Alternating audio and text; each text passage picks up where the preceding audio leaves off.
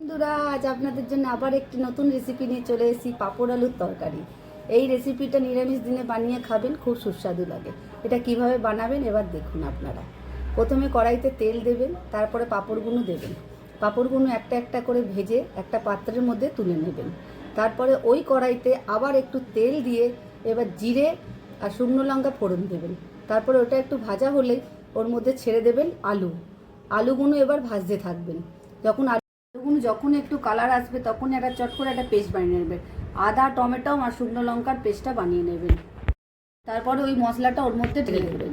এবার ওর মধ্যে গুঁড়ো মশলাগুলো দিয়ে দেবেন, হলুদ গুঁড়ো, নুন, জিরের গুঁড়ো, কালার লঙ্কা দিয়ে এবার ভালো করে কষতে থাকবেন।